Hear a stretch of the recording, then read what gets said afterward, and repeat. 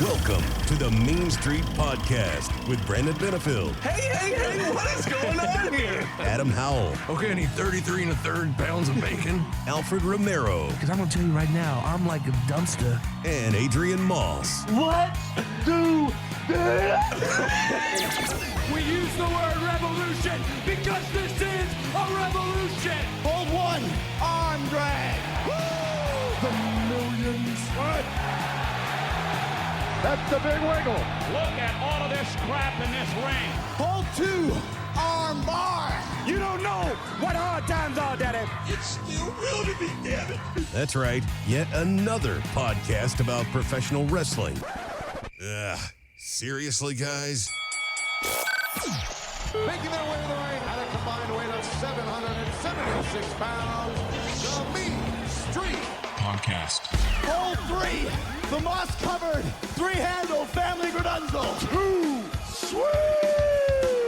God almighty, the roof just came off. And that's the bottom line, because Stone Cold said so.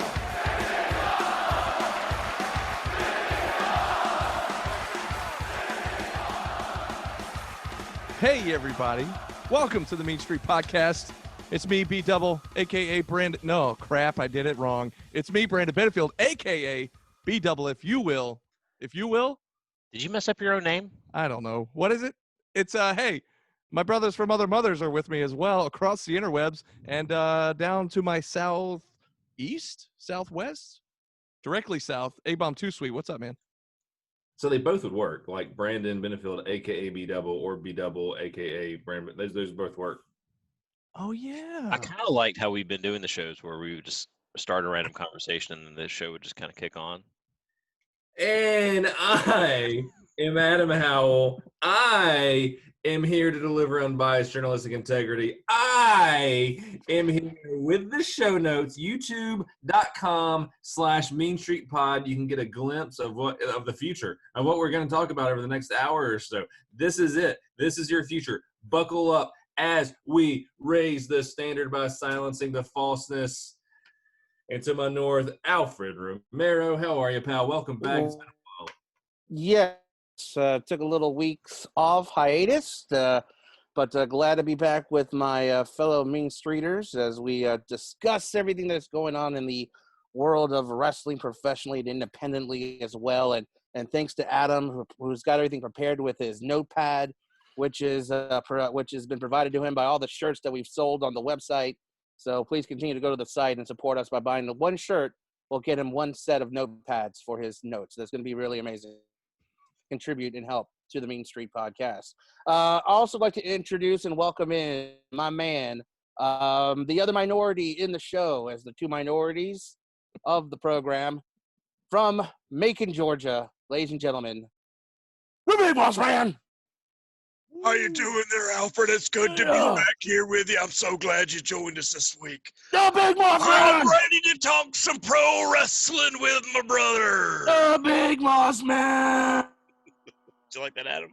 That was, I don't know if that was like Stone Cold mixed with Jake, mixed with like It's a little Arn. bit everybody. I like to call that a South Bibb County voice. Okay. That's like the Mid-South Classic right there, baby.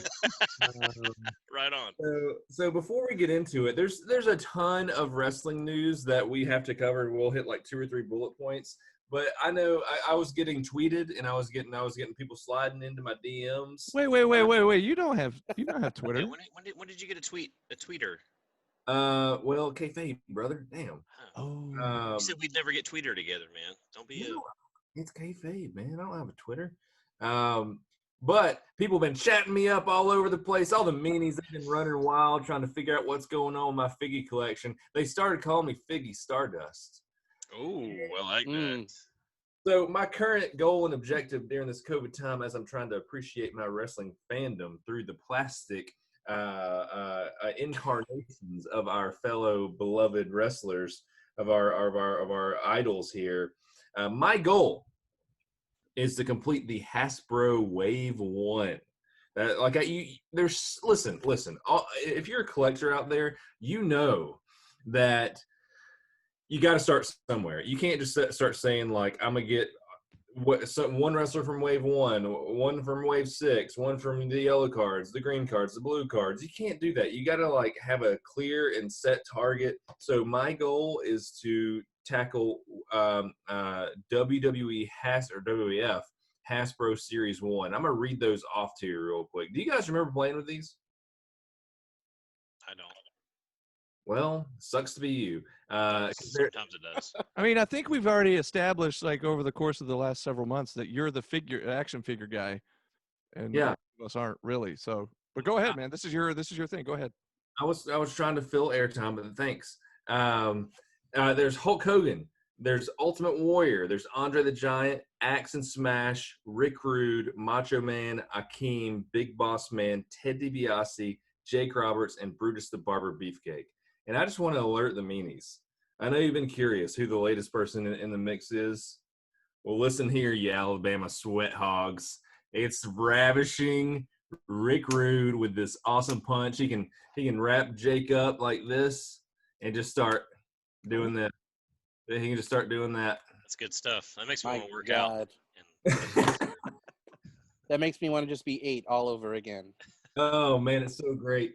And you know, it's just that's just my thing right now, man. I'm trying to get all I need right now is Akeem, Big Boss Man, and Ted DiBiase. So I'm coming. If you're so ready to make your trip down to Bibb County this weekend, man, we're gonna hit the dirt mall up on Sunday morning. That's right. We're gonna hit the flea market, and hopefully I can get a good deal on some Akeem or Big Boss Man or DiBiase. Let's surely you'll find some Akeems down there. I don't know. We'll see. Yeah. I feel like several weeks back, weren't you like looking for a Sean Waltman or 1-2-3 Kid or something? No one's ever looking for a Sean Waltman. He was. No, Adam was. We actually found Sean Waltman in New Orleans that time. We did by accident. Him and his little dog. It was cool. It was nice. He was walking right by our car as we were pulling out the hotel parking deck WrestleMania 34. Yeah, you screamed at him, didn't you? Yeah, I rolled in the window. I was like, "Hey!" I don't know if I sound like X-Pac. I think he said X-Pac. Hey, X-Pac! Like when I rolled down the window, like here's the window. It rolls down, and I'm here. He's like right here, and I was like, "Hey, X-Pac!" And I was like, "Nice perm!" Now, how many drinks were you into by this point? We just got there. Oh, okay. Oh, wow. So not even one yet. That's His reaction was like, "Huh." Someone recognized me. Yeah. Someone knew who I was. So that's cool. But to your query there, the 1-2-3 Kid figure, loose or on the card, goes for close to $1,000 right now. Holy Nikes, really? So I don't want that. Wow. I don't want that. That blows my mind. Wow. It's crazy. Probably because there's not many of them made. So, you know, make them a little bit more valuable. Yeah, The first run was only 10. And then that was about it. So yeah, and that's the thing. Is like it was towards the end of the run. I think that figure came out in 1993. So anyway, let's talk about some. Speaking of WWE, let's segue that nice and clean. Brandon, I know you and I have talked about some WWE recently. We had SummerSlam, we had Payback, we had some big returns, we had some different things going on. What's going on in the world of Vince McMahon? I mean, I haven't totally kept up a lot. I mean, I've seen the what's on the interwebs. But the big dog showed back up. We knew that from SummerSlam, as well as his like new veneers. I guess he got. I don't know what he got there, but the first time he showed up at SummerSlam, at the end of that match, the first thing I noticed, I couldn't take my eyes off of it. He had these. It's like the new teeth are like too big for his mouth or something. I don't know. They were just very noticeable. And, I guess I'm lucky in the fact that I just never cared about Roman Reigns to notice that. Like I'm still trying to figure out his eye color. I'm like, didn't you have like green eyes a while back? I mean, people. It was big. It was a hot topic on the internet. People were discussing it. I don't know. Well, then, Randy. Speaking of people discussing stuff on the internet, Randy Orton posted the side by side of a horse, like a horse's teeth. Well played, Randy. Yeah, which said something about you heard it straight from the horse's mouth, and I thought that was pretty funny. It might have been kind of a low blow, but it didn't bother me none. Yeah. Well, I did read somewhere that Alexa Bliss was like upset about what happened because apparently she was supposed to be a part of that somehow involved in that triple threat, and then at the last minute she got notified that she was not going to be needed because I don't think a lot of people even knew Roman was coming back originally. I think only people knew it happened. So Because I know She had kind of she had involved kind in of that line. been she was kind of involved in that feud a little bit there. But again, man, I don't know. WWE is hard to talk about for me personally because I haven't really kept up a whole lot. So, what were some of the other? You had a few little talking points with I know that WWE. Payback was this last Sunday, right? Yeah. Well, let's talk about Roman for a second, man. I mean, he didn't just come back. Like he's got a certain heel element to him, and this is something that the WWE universe has been clamoring for a long time. Like I remember 2014, 2015, like everyone wanted like people basically saying like, "Hey, we would buy into what you're selling us with Roman Reigns if you turn him heel." I mean, it was the same thing back when Rocky Maivia debuted. People hated him. He came out in Survivor Series, a pay-per-view debut, so obviously he's got the rocket strapped to him. He comes out wearing white wrestling boots. Who do you think you are, Mr. Perfect? Get out of here with that. And so he comes out, he and just gets booed. And then all of a sudden you hear, "Die, Rocky, die. Die, Rocky, die." Is that a wind chime? Oh no, that's me. The ice cream guy is just walking right by the house here. Why are you still sitting there? Why are you getting this ice cream? Go get us some ice cream, man. I want a Mississippi Mud, man. Excuse me, sir. I want a Ninja Turtle bar. Do you have any Ninja Turtle bars? I want a WWE bar. You have Let me a get the WWE? SpongeBob bar with the eyes that are all jacked up gumballs. What? Oh, Okay. he walked away. I'm sorry, guys. He's already too far down the street. Get your ass back here. Hey, we're all out of dreamsicles.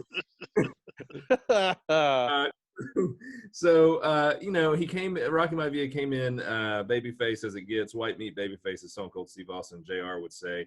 But then he turned heel with a Nation of Domination. Everybody freaking loved him. So everyone, all the smarks out there, we knew that if you flip Roman Reigns and you turn him, like, we are going to love that because Roman Reigns is talented. He's talented. He honestly, he does do the 5 moves, right? The 5 moves of doom, basically, that he inherited from John Cena. But when he wants to go, he can go. And he's not horrible on the mic. I don't know about that, but well, I mean, is that, do you think the reason they paired him up with Paul Heyman in a sense is? Yeah, he needed a proper mouthpiece. I guess we should mention he is the Universal Champion now. He did win that at Payback, by the way. Yeah, I thought it was interesting, like basically waiting for the other two to kind of beat each other senseless, and then the ring collapsed, which was smart. That's smart. Pretty good. And then as soon as both of them were pretty much knocked out, here comes Roman walking down. He tried to pin the Fiend at first, and he kicked out, and then rolled over and got Braun, and then got the belt there. But what did you see? I did kind of enjoy that move, getting up there on the top rope and diving down and destroying the ring there. What you think of that little move? I mean, I feel like we've seen it in the last year, at least in the last couple years, with I think it was Braun and Lesnar did it not too long ago. If they spread them out a little more, like, because I remember the very first time I remember seeing that, I think it was Lesnar and Big Show on a SmackDown. The Giant did it way before that. The Big Show. Giant. Didn't the Giant do it in WCW? I don't know. I don't know. I remember. I don't recall. It was Big Show and It was some other big guy, wasn't it? It was Nash. Big Show suplex or Nash suplex Big Show in the middle of the ring. Oh, okay. I don't remember that. I do remember Nash jackknife powerbombing and almost breaking the Giant's neck one time. I was thinking it was like Mark Henry or somebody, but I guess not. No, Mark Henry's broken the ring too with somebody, maybe with Lesnar as well. Henry's done it before with somebody. Lesnar and Big Show did it on SmackDown. That was when like Taz yelled "Holy bleep" on the air. Yeah. That was in like the late 2010s, I think. Yeah. Anyways, if Giant and Nash did it, I don't recall, but maybe they did it in WCW. Although one thing I noticed with because I kind of knew something was going to happen to the ring because they did not have those digital billboard, like, they usually have the digital signage on the ring. And when I was watching that pay-per-view, I saw that there was no signage. It was just all like just the regular ring apron, the tarp, So when I saw that, because I think the last time they had some kind of event where the ring collapsed, it was the same thing. They had none of the digital boards around. It was just the regular, just the cover. Wait. So you're telling me you think that they knew ahead of time that was going to happen? I don't think so. Call me a conspiracy theorist. You're saying it was rigged. I'm just saying. I'm not sure. Are you looking it up, A-Bomb? Yeah. That'd be interesting to see how many times like the ring's been busted up. I googled WCW broken ring, and everything that came up was WCW wrestler Sid Vicious breaks his leg. Can we talk about that instead? Do you have video of that? That'd be kind of awesome to watch. It's rough. I don't want to watch that. I've seen it. I haven't seen that before, so no. I can't watch that kind of stuff. I've seen some like baseball players when I've seen some of that when they do something to the leg or something. I couldn't watch something like that. So. Ugh. Oh man, I can't do that kind of stuff. Like I start feeling queasy. Not to get off topic, but I experienced that maybe 3 or 4 days ago with a really gnarly wreck that I worked, and I was like, all over again. Yeah. There's a video on the internet the other day where this guy picked up this firearm and like put his hand. I saw that one. Yeah. Shot and like he's like like his fingers like snapping off. Get this man the Darwin Award immediately. Like if somebody did that next to me, I would be mad because then I have to like deal with it. Like, yeah. 5 seconds ago, I wasn't dealing with your stupidity. Now I am. And then, like once they get healed up and once they're good to go, then you just have to immediately beat the crap out of them for putting you in a situation. I'll probably would have Yeah. But it's seared into your memory though forever. Yeah. You're stuck. Yeah. Anyways. So so how did we get here? The ring collapsing. Yeah. Welcome to the Mean Street Podcast, people. We go off on tangents. That's what we do. Well, I guess what would you grade the event? Like how would you what you guys? I thought Payback was good. I watched it. I was in the middle of doing something else, but I was watching it while I was actually having band practice, believe it or not, and had it up on in our showroom, and I was playing while watching it, and I was thoroughly enjoyed what I thought was a good event. Now that Roman's back, I know that the last few weeks we've been kind of disgusted with the way that WWE has been kind of doing storylines and things like that. Is there anything you guys saw out of Payback that gets you excited and makes you now kind of drawing you back in a little bit? Yeah, I think that what they're doing now with the Thunderdome, I think that viewership is going to start to go up, and then when that happens, they're going to have no other option but to start producing better storylines for us. I'm trying to think of the match that really. Because when viewership was up, it didn't matter. They still didn't have good storylines. I don't know. I look at it like this. I haven't been watching the product in a long time, and especially that was before COVID hit. Then after COVID, I was like, yeah, I'm not watching any of this garbage. But then now that I miss it, and I see that I can watch it now because they have a digital crowd there, it makes me want to tune in and watch it now. Yeah. And man, I liked what match was it that I really liked? It was give me a minute. I got to pull the card back up. Well, like I know we talked about it earlier. This was Renee's last appearance on WWE because she's leaving. She's out of there.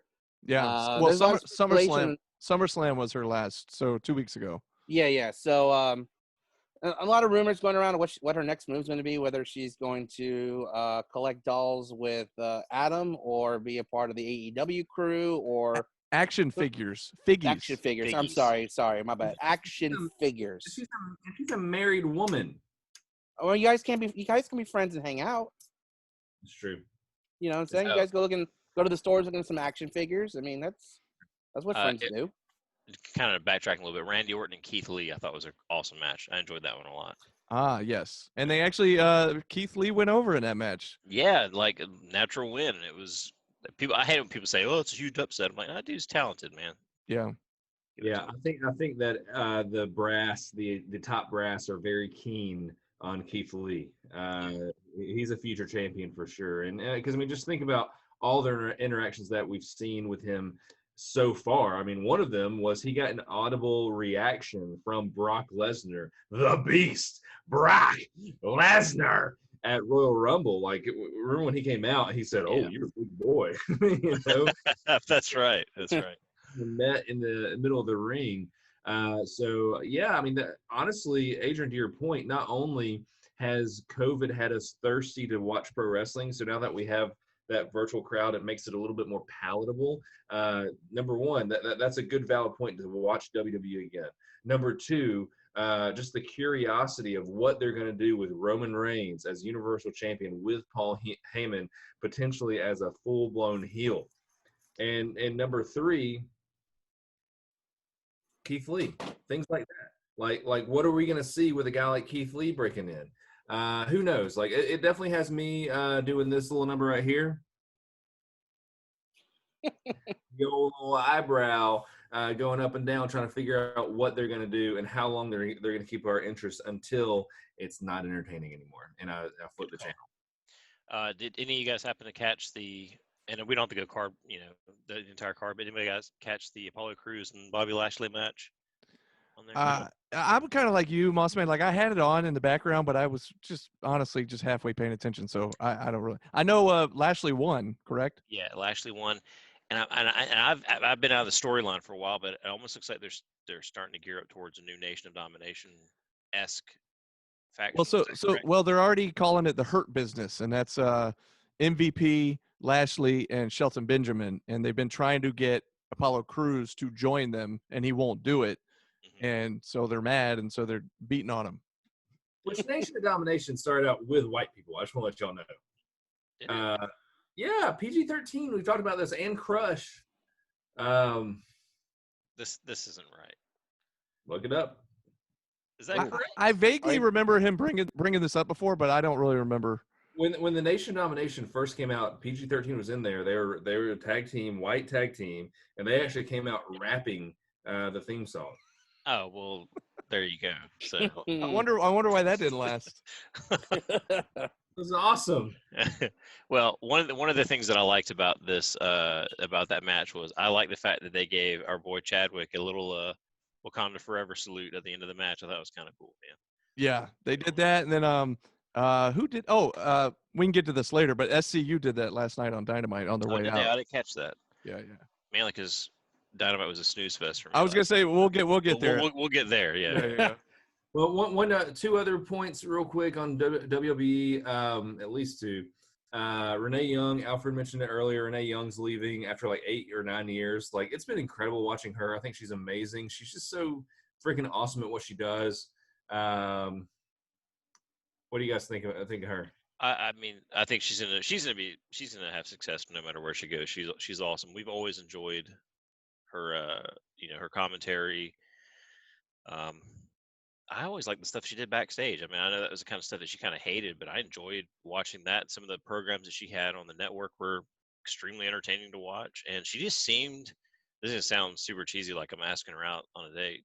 But she just seemed like she had a great personality. She just seemed like somebody you could go crack a beer with and hey, you want to go watch WrestleMania 13? I really enjoyed her being on the WWE Diva show because you really got to see a lot of her personality, and I think she has a career outside of wrestling. Even if she wanted to do interviewing in some other type of genre or other sport or something like that, I think she's got a lot of talent. She's really quick-witted and very entertaining. And I think even if she decided to go another route, I think I'd probably check out whatever she's doing. I know she's working on a new cookbook that I think she's got coming out soon as well. So check that out. But Alfred, this conversation has made me realize that we live entirely different lives. I don't think I've ever watched a Diva show that was on E. Oh, well, yeah. I mean, I would just, sometimes I just check it out. Hey, why not? How was see what it? these girls are all about. I wasn't watching it. I meant, anyways. Whatever. I know, guys. Look, I'm sure Mossman has plenty of episodes of Total Bellas on his DVR at the house. So just don't even get me started. Adrian, give us a glimpse into the Mossman household. Like, what is the thing that your wife would make you watch that you don't want to watch? That I don't want to watch? Yeah. She's been trying to get me, and this is going to sound odd, she's been trying to get me to watch these Viking TV shows like Vikings, Outlander, not Outlander, Outlander's not one, but what's another one? It's The Last Kingdom. She loves any of these period TV shows and movies, shit that was filmed, it was set in a long time ago, and I'm just not with that. I just don't give three craps about it. And you would think that me, like the big beer drinking, meat eating man, would love Vikings. I don't really care. Not your thing. Not my thing. All right. The way you talk with your hands is either like a Macho Man promo or like you're about to throw a fireball from Street Fighter. Either one of those I will accept. I accept it'll be the Frostball from Mortal Kombat, Sub-Zero. The only character that I favor from Street Fighter will be Dalsim. Yoga fire. Well, the word on the street is that ESPN and Fox Sports are both going to probably reach out to Renee Young or offer her something. Yeah. So she may get involved in the sports ball arena. But I think AEW, that would be a huge get for them for any kind of role. Like you said, I thought anything she did backstage, even a backstage interviewer, commentary, I thought she did great. And hosting the little backstage shows like Talking Smack and whatever the Raw version of that was. Raw Talk. Yeah, and like all the little pre-shows and post-shows for all the pay-per-views, I thought she did great. But like, I just don't know if AEW's got that much content right now, and if it's something that they're going to do later on down the road, then that would be great for her. But right, I mean, if she, of course, whenever somebody leaves the WWE, I'm doing it again, Adam. Whenever somebody leaves the WWE, everybody's like, "Oh, they're going to AEW. Are they going to AEW?" You know, there's always a big question mark there. And obviously, it's an obvious choice for her. However, what would she do? Well, that's a good question, but the thing is, I'm sure he's a nice guy, but Alex Marvez doing backstage interviews, like they tried him on commentary early on, and it was brutal. And anytime they do a backstage interview, it's him, and it's typically brutal. And I'm like, oh my gosh, there's got to be somebody else out there. Yeah, to your point, like you just saying that name, I have no idea who that is, and I've watched. So I just watched a backstage interview with him interviewing Jericho from this past week, I think it was. And Jericho starts off, he was like, "Have you ever? When was the last time that you did something for the first time? Something that you've never done? Something like kiss a woman?" Well, I did see that. Yeah. Yeah. That's Alex Marvez. And okay. That's and his reactions aren't like. I don't think he like. I think Adam, you might have looked up his background at one point, but he's not from the wrestling world. Like I think he does other sports, or he was a sports writer or something, but he's not a wrestling personality. He doesn't have a wrestling background, so like he doesn't get the like. I guess he's trying to play along when he's doing the interviews, but it's just awkward and I don't know, man. His reactions suck, and like it's almost like he doesn't know what's going on, because like when you come from a sports background, let's say he's not from the wrestling world, he comes from a regular, when you're interviewing a basketball player, that's not how they're going to be talking to you. So, he's not used to having to have someone who's playing it up a little bit. So he's feeling like, oh God, this guy hates me.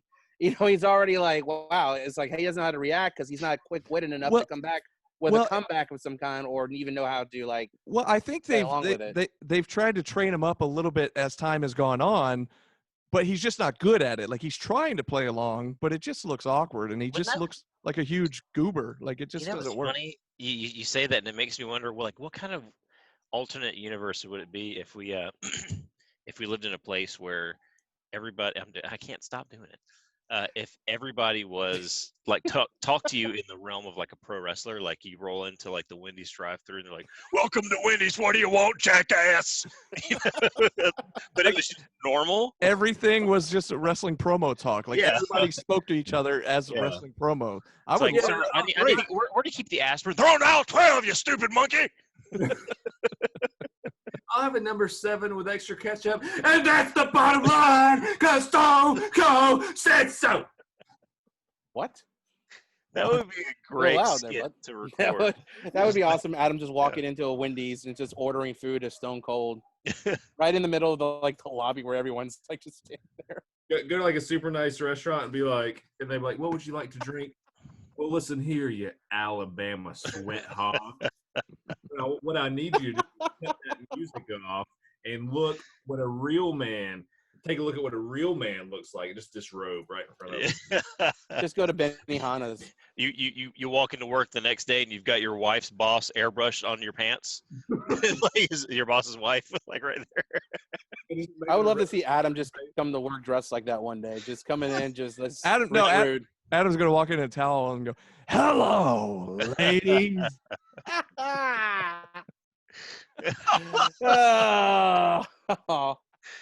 That'd be nice. I want to live I'd like in to a see fantasy that. world. That's awesome. That's great. So speaking of WWE, AEW, everyone thinks that, you mentioned about Renee and like how everyone expects that once you leave Vince's camp, like you're going to go to AEW. Like that's the first choice. And it is, logically and financially, it is.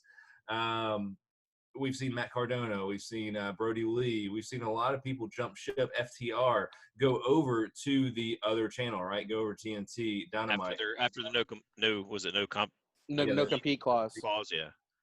So once that's up, they have a lot of access. But now there's a certain beast whose contract is up, and I know that AEW's Tony Khan recently had a media call. Brandon was filling us in about this, where he said some surprises might happen on Dynamite this next week. So, Brandon, what you got your finger up? What's going on, man? Well, a couple things real quick to your point. He had a media call leading into All Out that happened actually today as we record this. Is Thursday, and somebody asked him about Brock Lesnar, and I feel like he was just playing it up, but he was just like, "Well, I can't speak on that right now."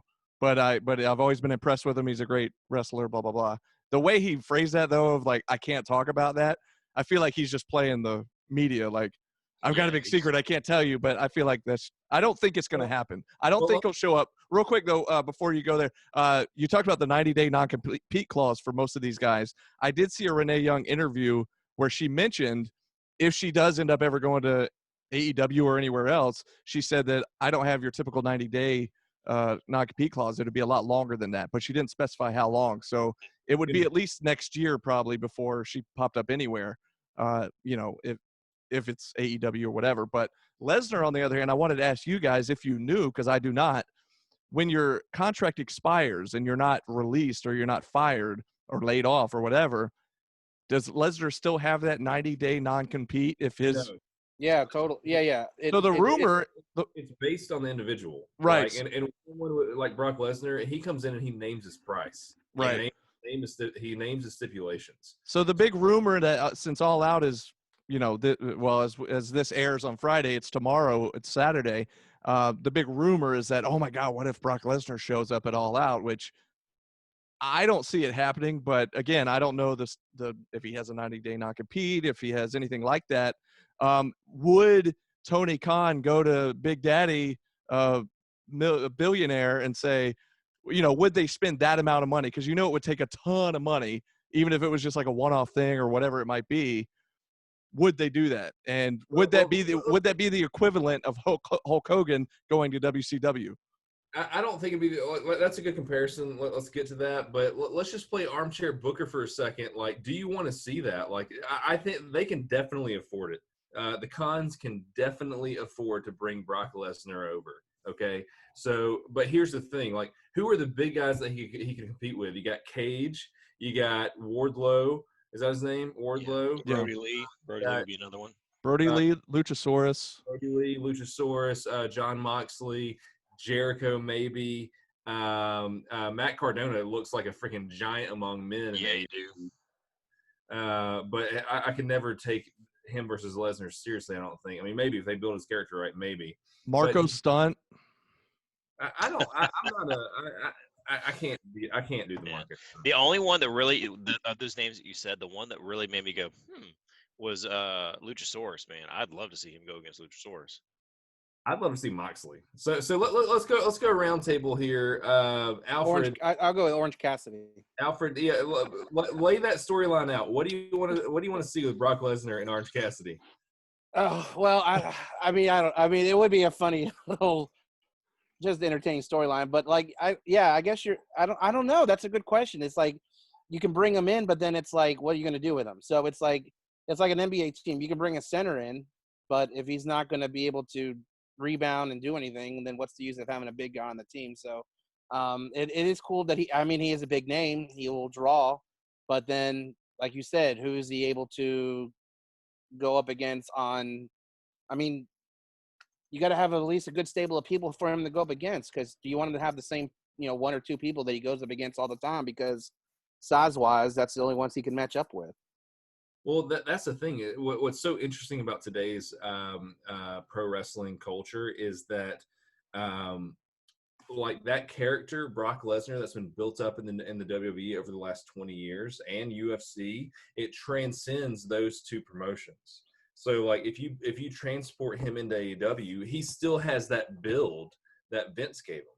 He still has that indestructible build that beat The Undertaker. Like he's going into AEW as the guy who broke the streak. Like you can't avoid that. So like, can you realistically see him going against anybody? I think Moxley. If we're gonna go around, I'll just go ahead and say mine. I think Moxley is probably the only viable choice because I think that Seth Rollins and Roman Reigns were both viable choices to go against Brock Lesnar in the WWE, and John Moxley being the third man in the Shield, and also being a U.S. champion, being a heavyweight champion. Like, I think that he has shown, and he's been built in such a way in both AEW and New Japan where he can legitimately be a contestant against Brock Lesnar. Adrian, what do you think?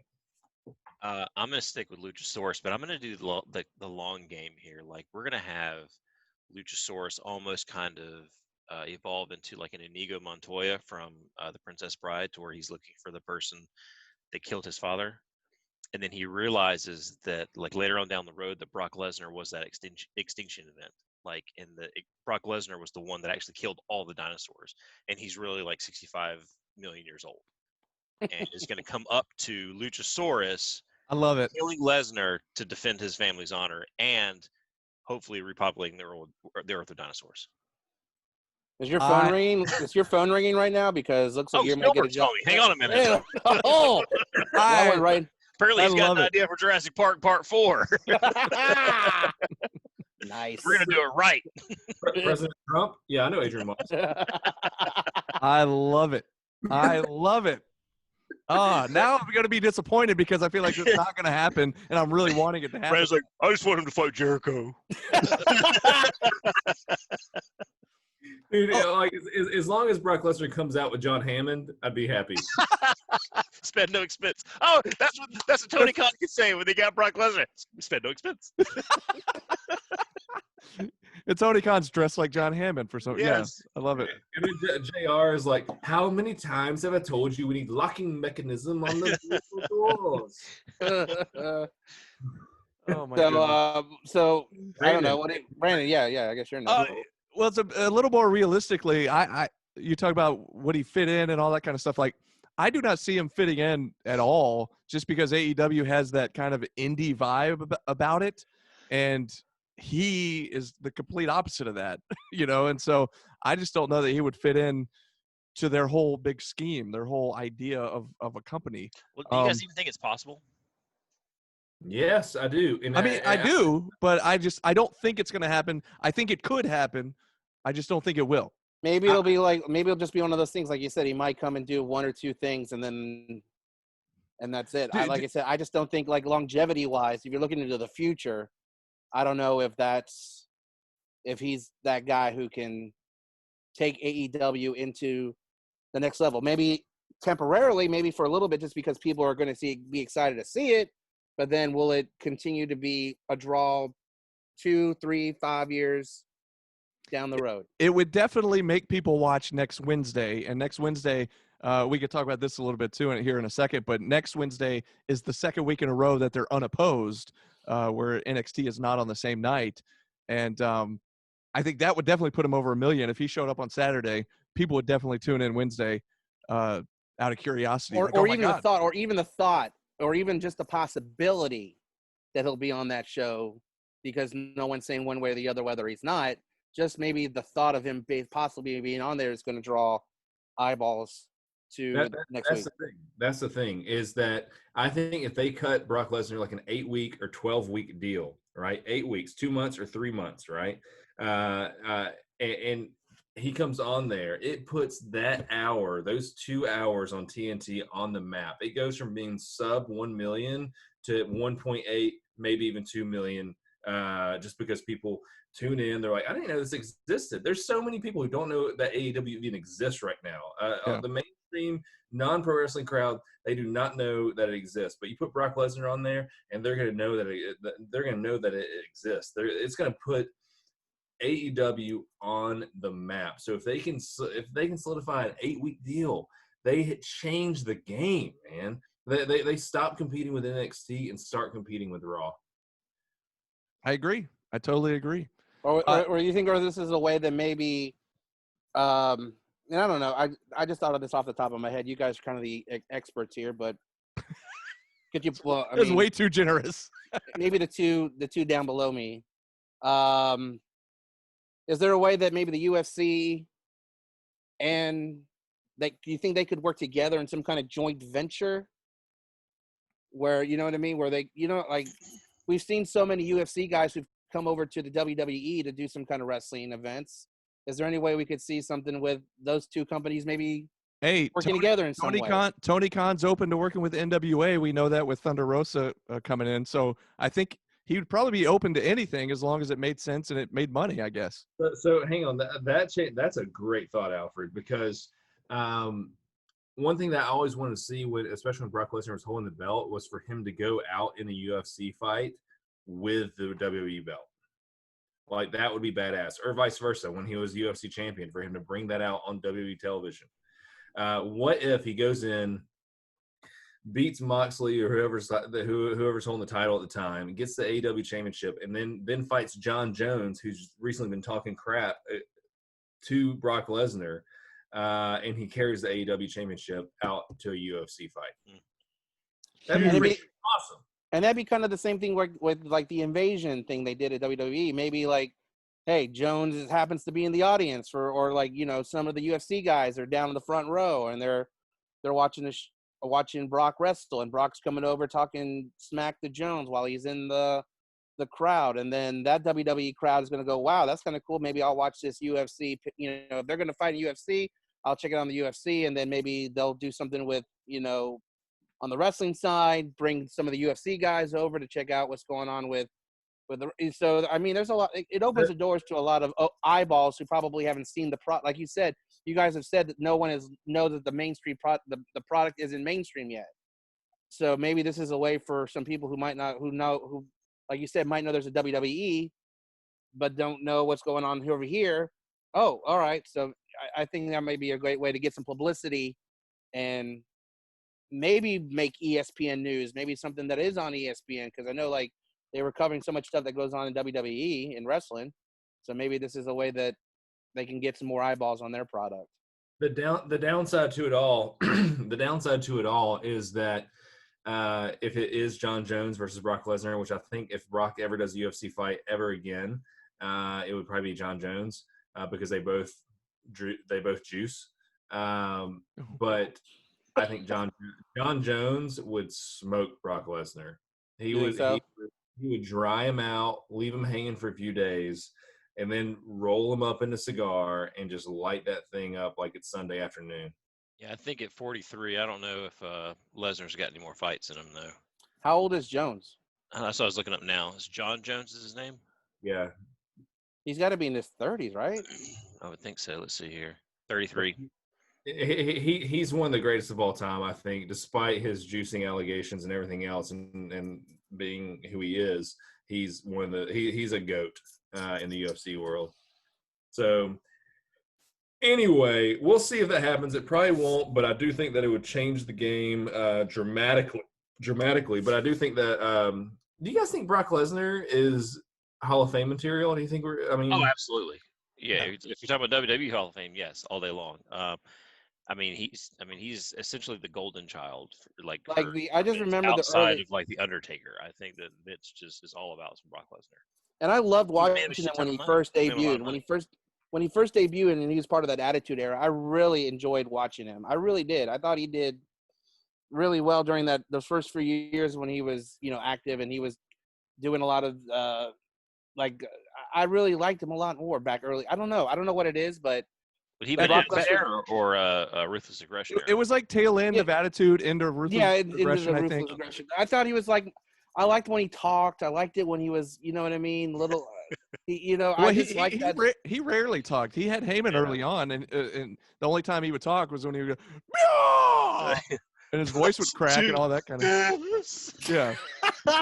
But like in the early days back, I just remember on SmackDown, that was when Taz would always, you'd hear the guitar riff, and then Taz would go, "Well, here comes the pain," and like that was like That was like classic Lesnar, and that was good. Like that was cool. But then he was only around for what, like a year or two, like 02 to 04 or something. And then what he wasn't around long early on the first time, was I he? think so. I think he was along for a good bit, wasn't he? What was the name of? I mean, remember they had it. a damn video game named after him. Yeah, maybe it was 3 or 4 years. I don't know, but I don't feel like it was like a huge long stretch. And then he went and said he was going to try to play football, and he tried out for the Vikings at one point and got cut. And then he went to UFC. Then he went to UFC, and then it was like 2012, 2014, whenever he came back. There was like a good long period where he was gone before he came back, and then he's been around ever since. But it's one of those things where, you know, love him or hate him, he's a draw. I mean, he will pull some people into a damn arena. So yeah. Other than that, the AEW talk, man. I watched Dynamite this yesterday. I was not impressed with it. It was the first time I'd watched it, and I was ready for it just to be over with. There just wasn't a lot of quality. I don't know how to explain it. It was not for me this last week, and I'm not going to be one of those guys that talk smack about it because I know everybody's entitled to like their bad episode, but this was their bad episode for me. But man, the Thunder Rosa match was spectacular. Did you guys catch that? Yeah, that was like the one saving grace, I think. And it was so good. Serena Deeb is who she fought, She was awesome. And her name sounded so familiar to me. Did she pop up at NWA at some point, or? If she did, I'm not familiar with it. Adam may be able to answer that question better, but I love that it wasn't a squash match. They went out there and they fought, and man, it was a couple of close calls on what's her name again? Serena Deeb. Yeah, on old Serena Deeb. Well, let me ask you, what separated that match from all the other ones to you? It was just to me, it was just entertaining to watch. Like it was, I was hyped up because I've been converted into a Thunder Rosa mark, so I was excited about that already. But the match itself was just stellar. Like even my wife was watching it with me, going, "She's awesome," you know. Yeah. So my favorite thing about Thunder Rosa is when the three of us, Adrian, Brandon, and I, go see NWA. I think it was Into the Fire, the pay-per-view. Yeah, it was when she won the title, wasn't it? It was hard. It was hard times. Hard times, and Brandon was closest to the aisle, and she was coming down the aisle, and she was like walking down kayfabe, you know, kind of scary, that kind of thing. And she looked at me and Brandon. And then I was like, "Ooh, scare him!" I'm telling you, the corners of her lips. Cracked a smile, yeah. Cracked a smile. It's like, all right. It was just so awesome. It was clearly on video, by the way. But then she did it. Then she gave me the punch, like you were punch me. He sucks. Go on her Instagram right now because I just shared that. I just saw that. Yeah, again because as a Throwback Thursday, just because. You know, she's been on AEW lately the last couple of weeks, but and it was cool seeing the title. It was cool seeing the NWA title on AEW. Man, that was awesome. When was the last time? It was. And as far as how the match went, that's how a pro wrestling match should be. Like, there should never be a squash match. Like, unless you're going up against the Ultimate Warrior in 1993, like it shouldn't be a squash match. But you know, squash matches. I've said it before on here where I love the idea in pro wrestling where when that promotion comes through town and there's a champion that any old swinging dick out there can step in the ring and challenge that champion for the title. And that's what I feel like a match like that showcases. Like, hey, and it's going to be a fight because you don't know where that person's been. You don't know their background. So I love that kind of storytelling, and I hope we see more of it. I thought JR did a good job of putting over Serena Deeb, that she had a history and that she's been in the business a long time. So, yeah, it wasn't making the fans think, like, who is this somebody in the back, some jobber in the back? Like, they tried to establish that, okay, this is like a legitimate wrestler here. And that's what someone like Renee would bring as well to the table. When you have someone like of that, when JR's telling you this person's really good, then you take that into much more of a account because you know that he wouldn't be saying something like that if he wasn't impressed with whoever was in the ring performing. Well, you're right about that. And in AEW, man, I really like. I'm on board with what they're doing, like Hangman potentially being off of the Elite and everything else. I think that's a work, by the way. But on top of that, we've got the big pay-per-view All Out coming out this coming Saturday. So tomorrow, if you're listening to this now, guys, do you guys want to go through the card? I don't think we have enough time, but let's not go through the card. Just watch it. I'm excited. This is the first time in forever that I'm excited. Well, who's the main event? Let me list the matches. Everyone just says the match they're looking forward to. Well, before you get there, just real quick, to go back to Adrian's point about Dynamite maybe not being their strongest episode, which was unfortunate because, like I said, this was the first time they were unopposed with NXT being on a different night. So I really thought, okay, this is going to be a good chance for them. It's a go-home show before the pay-per-view. They're going to hit huge numbers, which they still ended up hitting one of the biggest numbers they've had in months, being unopposed like that. But it just – I know what you meant, Adrian. Like, it just didn't feel like such a strong episode. Especially compared to the last 2 weeks. Like you had a couple weeks ago with the Dark Order just running roughshod all over everybody, which is a big episode. But in that phone call that Tony Khan did with the media, apparently somebody kind of brought that up, and he kind of referenced like he's aware that the go home show wasn't their strongest, and he what I liked about what he said was he mentioned that he wants to make the fans happy, so he hears all the critiques. And he's going to do something to fix. Like you said last night, like it seemed like the writers were on strike. Well, when you said that, I saw your text about it. There's no writers. It's Tony Khan and the wrestlers. I think they collaborate with them, but there's not like they have a WWE room full of 20 they don't have writers. Prince Jr. back there making the calls, right? Right. No. They don't have like 20 sitcom writers trying to write a script for a wrestling show. So, anyways, so I do think that that he will, make changes moving forward and everything. But anyways, I just wanted to throw that in there before we get to pay-per-view. I think we'd be remiss not to mention, too, that it was nice seeing a live audience, both this last week and then the week previous. We talked about that on the last episode of MSP.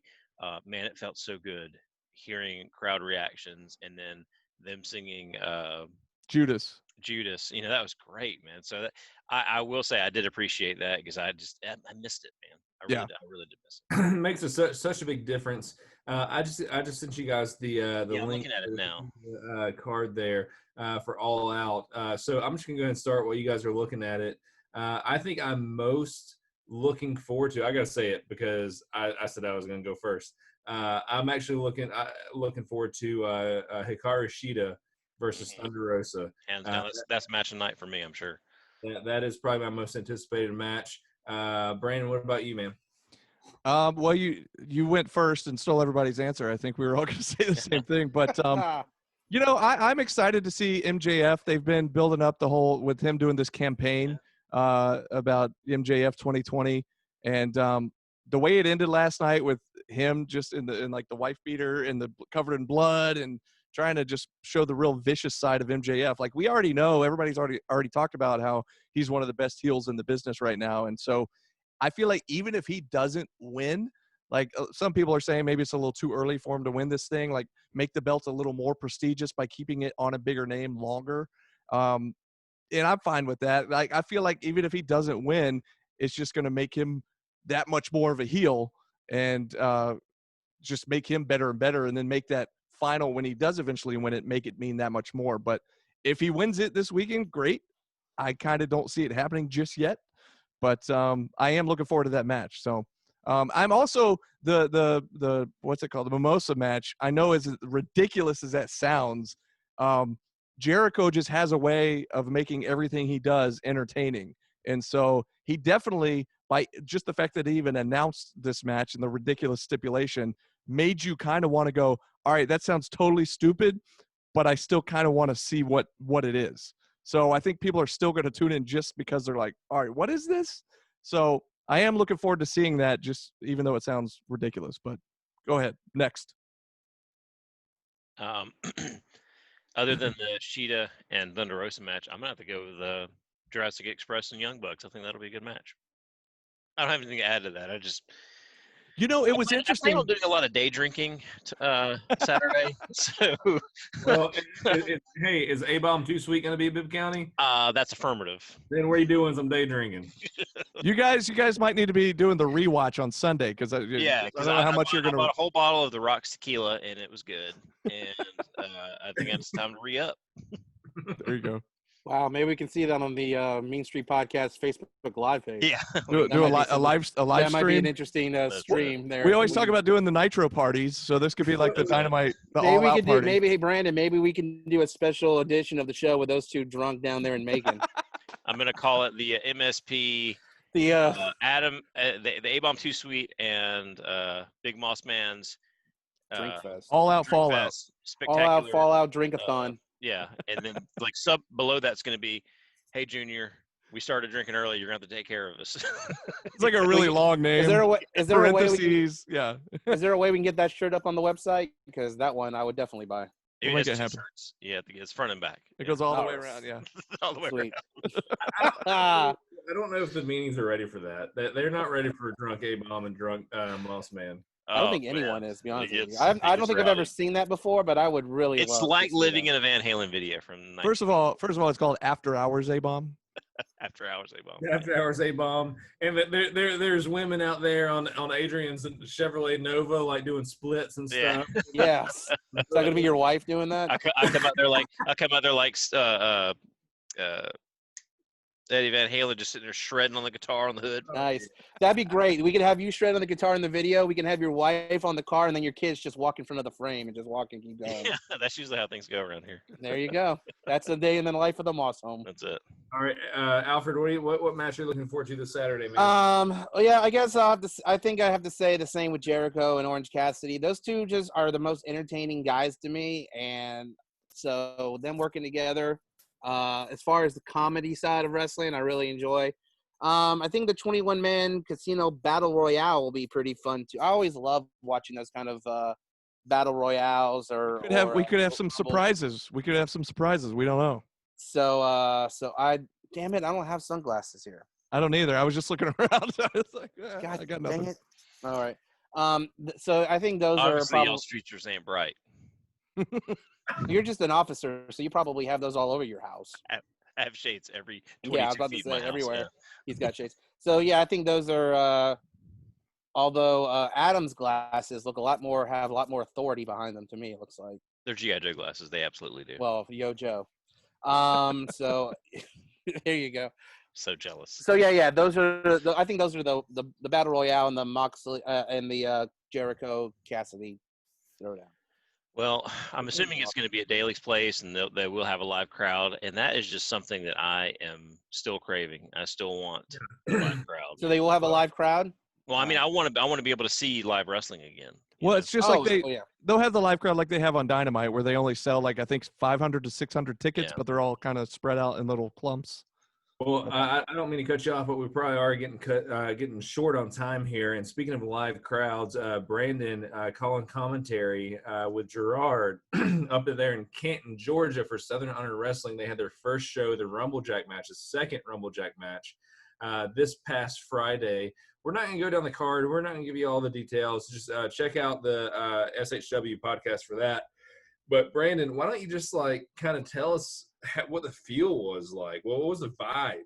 Well, first of all, let me just say it felt damn good to be back in a live wrestling atmosphere.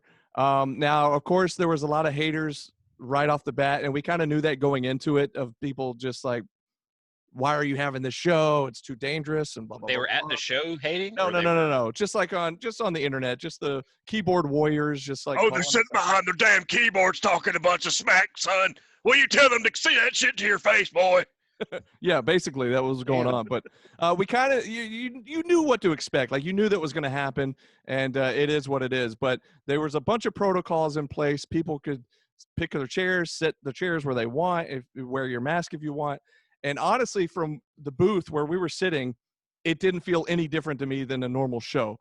But again, not only was the Canton crowd picking their nose, they were picking their chairs too. That was A-Bomb. We're always going to shoot pretty hard on Canton, Georgia, brother. Yeah, let me tell you something. Canton, Georgia, COVID's the last of their problems as far as diseases go around there.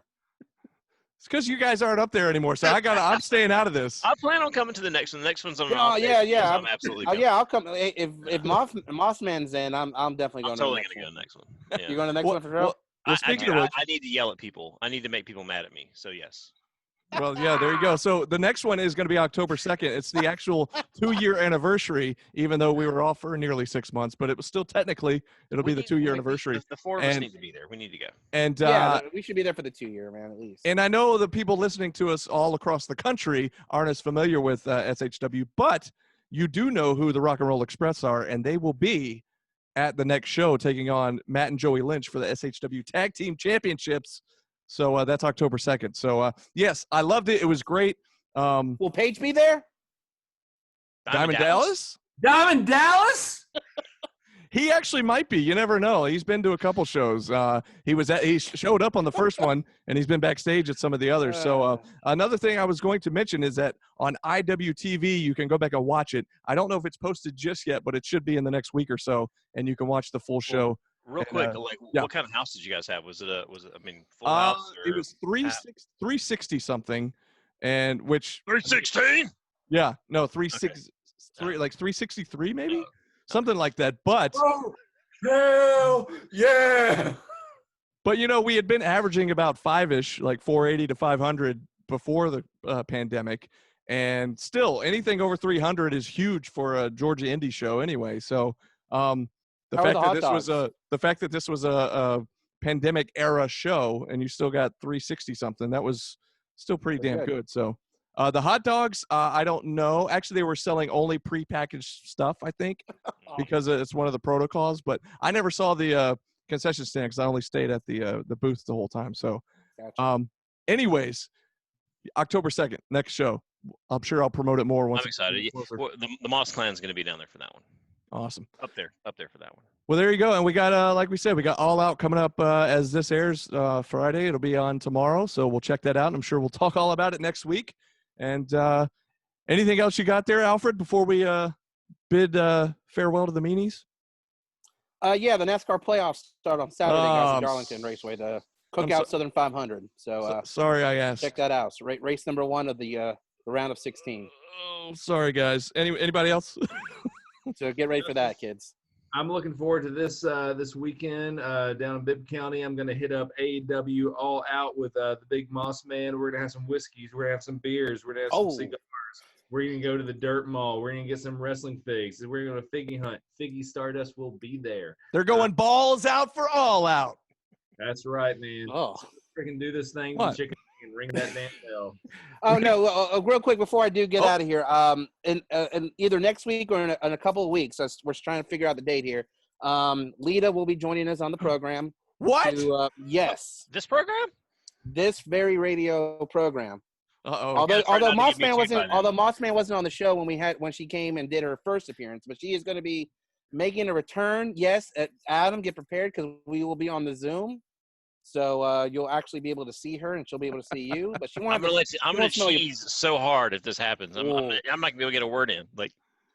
And she won't smell your breath, so you don't have to worry about that. But yeah, she. I guess we can go ahead and announce it because she's been kind of working on this this is a project that we've been working on for the last few weeks or so. But she started apparently. Oh, there you go. You're gonna start working. Is that how you're gonna do the interview? Welcome to Don't the even wear show. a shirt. Don't even wear your shirt when you do it. Just come in without your shirt. Yeah, there you go. There you go. Wow. Weight. And that face as you do it too. Can you do that? Do that face again. Do that face again. That's it. Anyways, so yeah, she's got a new Twitch channel that she's got for the fans. So go ahead, Alfred. Yeah. So she started this new. I've never heard of Twitch, but she's doing this new venture with Twitch. It's official. Amy Dumas is the Twitch handle that she's using over there. So if you get over there, she's doing shows on. She'll be streaming Tuesday and Saturdays, 6 p.m. Eastern time. So you can go in there and have some fun. She answers questions. She does giveaways. She's giving away Zoom calls and autograph stuff. So if you're into maybe securing yourself an autograph or possibly a Zoom call with her, you can come and check that out. So that's at twitch.com/official Amy Dumas. Adam, you're ineligible to win the Twitch or the Zoom call. Well, I don't know if the restraining order is. I don't know if that covers internet. Is that? Well, I mean, I know he can't be within 100 feet of her, but I mean, they'll be on the computer. So that's a good point. No, maybe you're right. The other way around, she is a restraining order against me. Like she's 100 feet to me. It's a hard situation. Gotcha. Well, anyways, we'll talk about that off the air because I'm kind of curious about that. All right. Hey, ring the bell. Alfred. Let's go, you son of a bitch! Let's go! Hey, I got you.